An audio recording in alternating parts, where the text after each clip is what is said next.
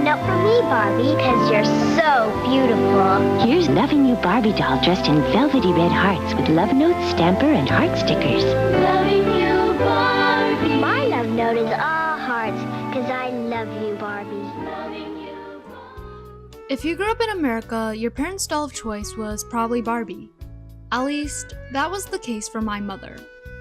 However, if you lived in Japan during your childhood, your doll may have looked a little different than mine. While I was gifted blonde Barbie dolls on my birthday, you may have received copper-haired, sparkly-eyed Licca-chan dolls instead. Hello guys, it's Ploopy, and today I'll be reviewing Licca-chan Flash games. According to my analytics, a lot of my viewers are from the US, so you guys may not know who Licca-chan is. That is, unless you're into dolls like me. Therefore, I'm going to spend a little more time going into the history and development of Licca-chan in this video. If you're alright with that, grab your snacks and buckle in.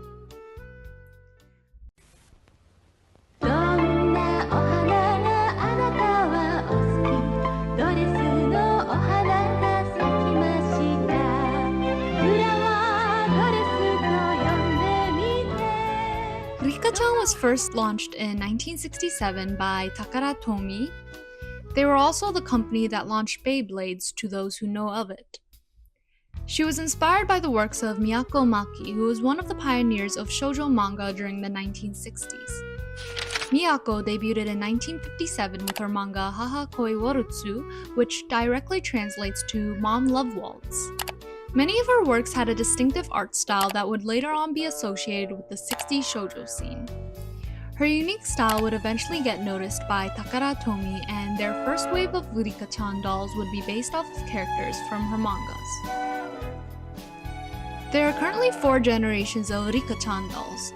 Apparently, there was also a 5th generation that was discontinued, however, I do not have enough information on it to confirm or deny it. Each generation can be defined by their face shape and details. The first, second, and third all had an oblong face shape, with the 4th having a rounder shape. Originally, she had one eye shine. However, as the generations progressed, so did the sparkles in her eyes. Now, as to who is Licca-chan exactly? Well, her full name is Rika Kayama. Originally, she was 11 years old. However, in 2001, during the 4th generation, Takara Tomy released the adult version. So I guess she's not a kid anymore? However, at the same time, Takara Tomy changes her age depending on the series, so I guess they interchange her age. Her papa is a French musician named Pierre, and her mama Ori is a Japanese fashion designer. She has 5 younger siblings, 2 younger twin sisters, Miki and Maki, as well as 3 younger triplets, Kako, Miku, and Gen. What's also interesting is that there are dolls for her grandparents on both her maternal and paternal side. We also get some insight into her aunt, uncle, and cousin on her father's side. This is in contrast to Western doll lines where we barely get any info on the grandparents, let alone the parents of the dolls we play with. The reason as to why I think Licca-chan dolls are so family-oriented is because family is a huge part of Asian culture due to Confucianism. Yes, I am bringing Confucius into a doll video. One thing I did find weird is that in 2006, they released wedding dolls featuring Rika and her cousin Charles. It's giving Sweet Home Alabama. Luckily, I think that was the only instance of that. At least I hope it is. Anyway, going back to Licca-chan. Her favorite books are Anne of Green Gables and A Little Princess. Pretty solid picks in my opinion. As for her hobbies, they have changed over the decades, much like ours. In the beginning, she was interested in singing, but as of currently, she is into cooking and baking. We will see this in the games I play later.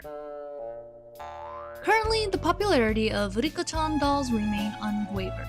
She's even become a social media influencer in her own right. If you go into the Japanese side of Instagram or YouTube, you will see that there are plenty of Rika accounts featuring her in a variety of scenarios and outfits. Not gonna lie, I was influenced by them and ended up purchasing a Chikawa Daisuki Licca-chan doll while I was in Japan.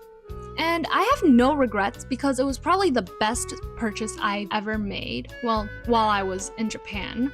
Like, look at how cute her pink rosy cheeks are and her outfit.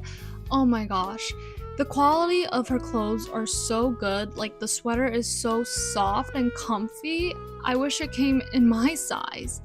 It also makes me wonder, why can't the dolls in the US be like this? Why can't we also have great products here as well? But yeah, this is all the background info I've gathered on Licca-chan. For those who want to know more about her, I'll link some websites down below. Hopefully you guys are still with me because now it is time for the game review.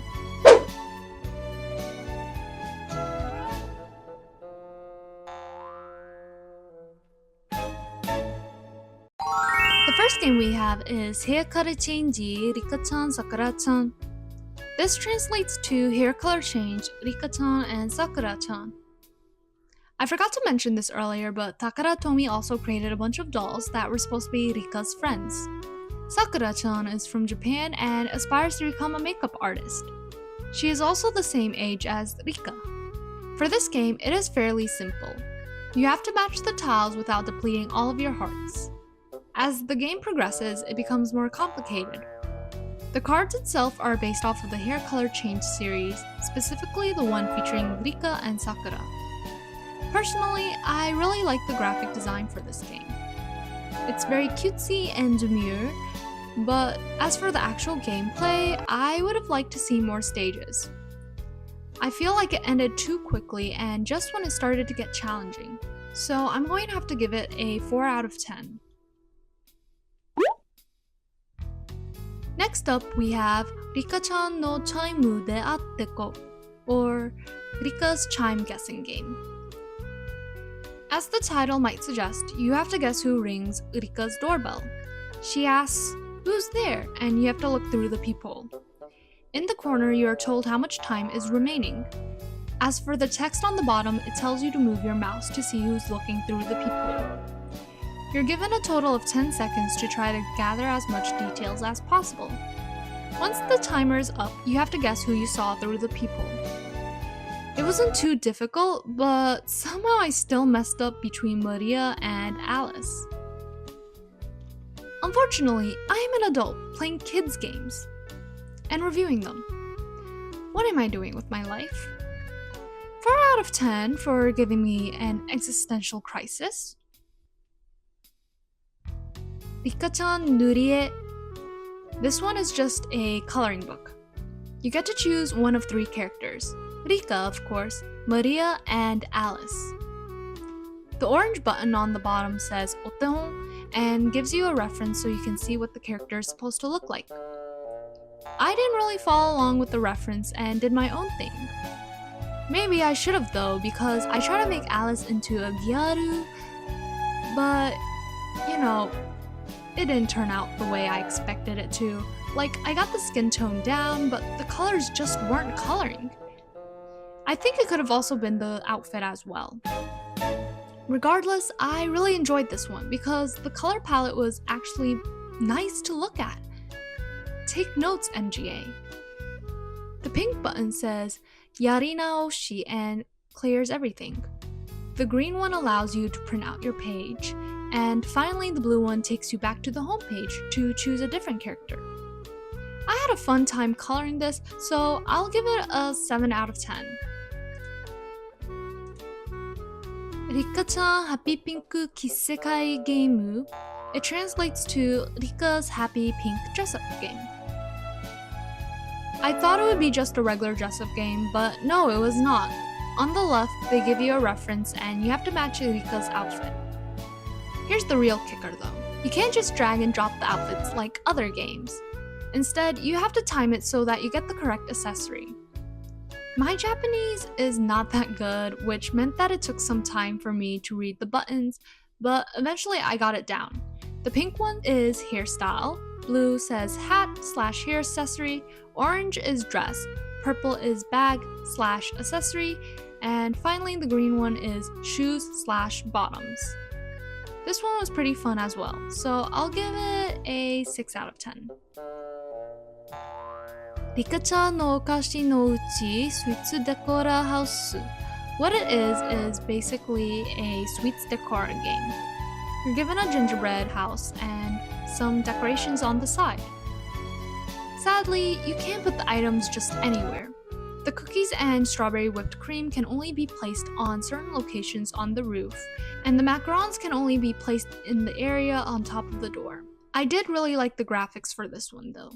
I can tell the artists spent their time with making the house and decorations. Other than that, it was a mid-game, 3 out of 10. Licca-chan no kisekai game. Unlike the other dress-up game, this one did not come with any challenge, which is great because not every game needs to be challenging. Sometimes, some things are better left off simple. For Licca-chan no kisekai game, you get to dress up Licca-chan, like an actual doll of her. Well, virtually at least. An interesting feature of this game is that they dressed her up and took pictures of her in the outfit. You can see how some of the clothing articles interact with her as you change her outfit. I think this is pretty neat, and I haven't seen any other dress-up games like this. Actually, there is one I can think of, the Barbie Fashionistas iOS game. If I ever do find a way to re-download old iOS games, I would love to create videos on that as well. As for the game itself, I give it a 7 out of 10 because of how unique it was. Licca-chan kakizome game. In this game, Licca-chan writes a word down, and you have to choose the accompanying picture. As someone who is currently learning Japanese, I found it pretty fun. If you get it wrong, you get a stamp on the bottom. If you get it right, you get a stamp on the top. When you achieve all 5 stamps on the top, Licca-chan congratulates you. Once again, I would have loved to see more stages in this game. Like as you progress, the words get more complicated. Regardless, I found it useful and fun, so I'll rate it a 5 out of 10.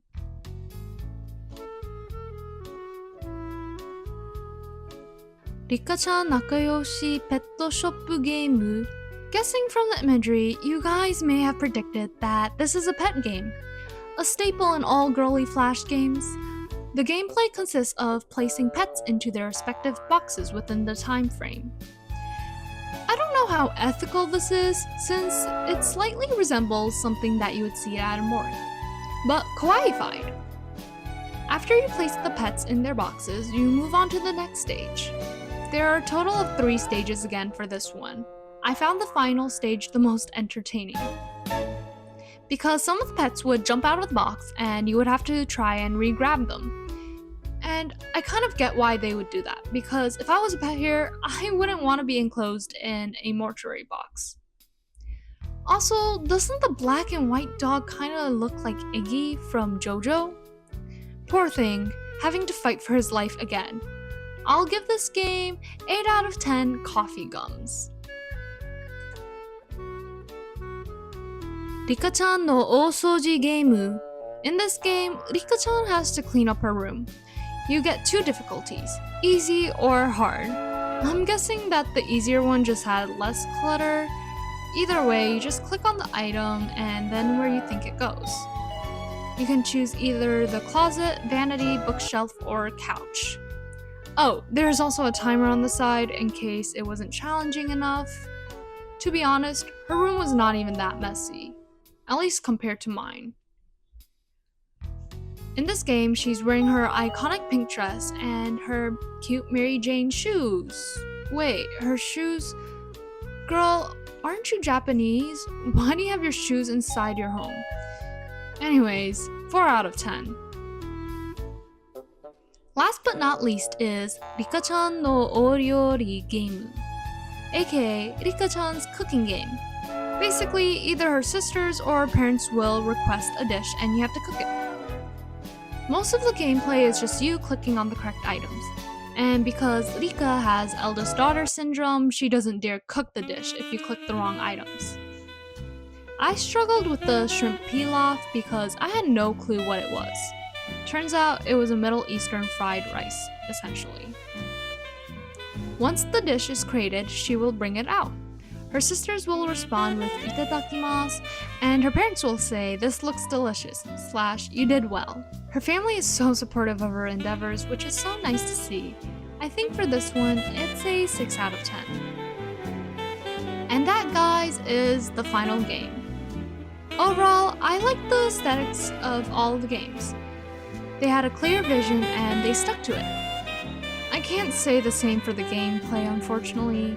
They felt a little lackluster at times, even if they were meant for kids. After all, children would deserve the same quality as any other age group. As for you guys, let me know if you ever heard of Licca-chan or played any of these games. For me, I knew of her, but I didn't even know these Flash games existed before I dug into the archive. And with that said, I guess I'll see you guys next time.